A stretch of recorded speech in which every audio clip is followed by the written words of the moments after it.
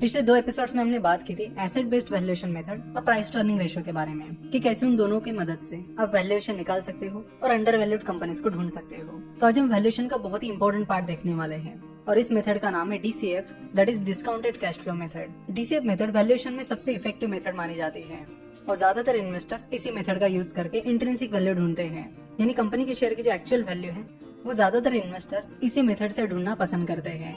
वैसे DCF की method को हमने फंडामेंटल एनालिसिस कोर्स में भी कवर किया था, तो यहाँ पर हम उसे एक अलग एग्जांपल लेकर समझाएंगे और बताएंगे कि DCF मेथड के क्या क्या फायदे हैं और कैसे आप DCF मेथड से शेयर की इंट्रिंसिक वैल्यू निकाल सकते हो।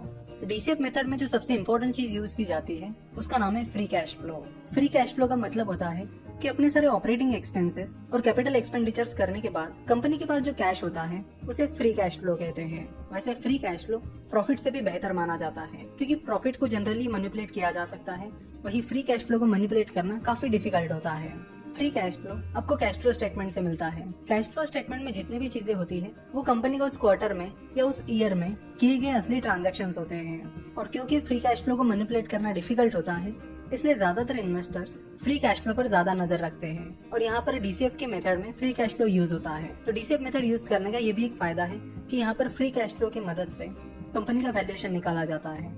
फ्री कैश फ्लो आपको कैश फ्लो स्टेटमेंट पर रेडीमेड नहीं मिलता है, उसे आपको निकालना होता है और फ्री कैश फ्लो का फॉर्मूला है ऑपरेटिंग कैश फ्लो, जिसे आप कैश फ्लो फ्रॉम ऑपरेशंस भी कह सकते हैं, माइनस कैपिटल एक्सपेंडिचर, जिसे आप परचेस ऑफ फिक्स्ड एसेट्स भी कह सकते हो।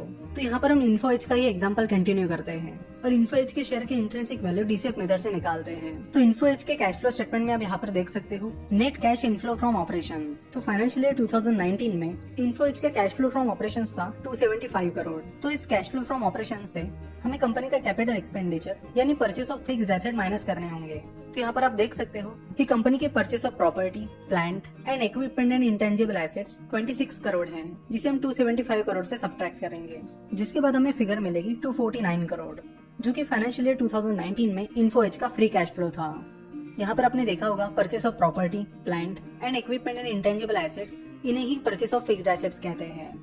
तो इसी तरह आपको कंपनी का फ्री कैश फ्लो निकालना होता है, जो कि काफी आसान है। तो DCF मेथड से वैल्यूएशन निकालने के लिए सबसे पहली स्टेप ये है कि आपको उस कंपनी का पिछले 5 से 7 साल का फ्री कैश फ्लो निकालना होगा। चलो तो इन्फो एज का पिछले 5 से 7 साल का फ्री कैश फ्लो निकालते हैं, जिसके लिए हमें इन्फो एज के एनुअल रिपोर्ट चेक करने होंगे और उसमें कैश फ्लो स्टेटमेंट पर जाकर हमें उस कंपनी के फ्री कैश फ्लो निकालने होंगे। तो गूगल पर आप Info Edge annual report search करोगे तो आपको इन्फो एज के एनुअल रिपोर्ट्स मिल जाएंगे। तो आप इन्फो एज के पिछले 5 साल के एनुअल रिपोर्ट्स चेक कीजिए और उनमें कैश फ्लो स्टेटमेंट पर जाकर कंपनी का फ्री कैश फ्लो निकालिए। तो इन्फो एज का फाइनेंशियल ईयर 2019 का फ्री कैश फ्लो हमने निकाल लिया है। चलो तो फाइनेंशियल ईयर 2018 का फ्री कैश फ्लो निकालते हैं। तो यहाँ पर आप देख सकते हो कि फाइनेंशियल ईयर 2018 में इन्फो एज का cash flow from operations 253 crore है। वही कंपनी का purchase of fixed assets 14 crore के करीब है। So 253 minus 14 is equal to 239 crore. तो फाइनेंशियल ईयर 2018 में इन्फो एज का फ्री कैश फ्लो है 239 करोड़। सिमिलरली फाइनेंशियल ईयर 2017 का फ्री कैश फ्लो निकाला जाए तो फाइनेंशियल ईयर 2017 में कंपनी का फ्री कैश फ्लो निकल कर आता है 197 करोड़। फाइनेंशियल ईयर 2016 में कंपनी का फ्री कैश फ्लो निकल कर आता है 45 करोड़ और फाइनेंशियल ईयर 2015 में कंपनी का फ्री कैश फ्लो निकल कर आता है -390 करोड़। तो यहाँ पर आप देख सकते हो कि इन्फो एज का फ्री कैश फ्लो लगातार बढ़ रहा है।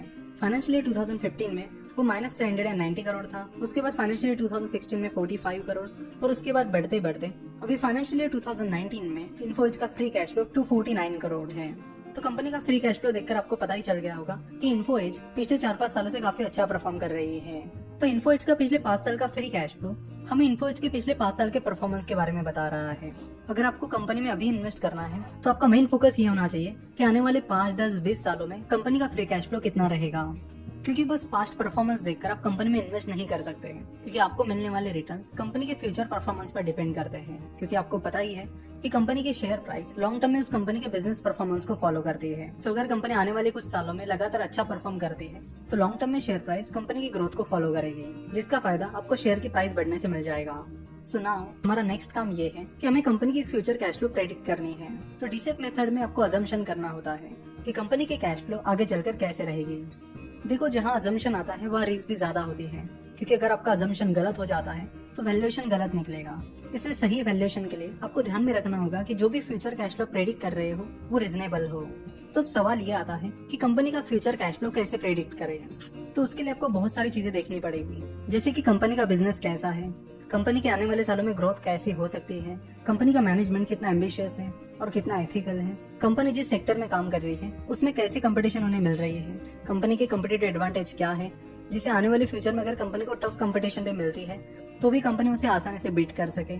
साथ ही कंपनी के रिस्क क्या है, अपॉर्चुनिटीज क्या है, ये सारी चीजें आपको देखनी होगी और इन सब चीजों के बेसिस पर आपको कंपनी की फ्यूचर कैश फ्लो प्रेडिक्ट करनी होगी।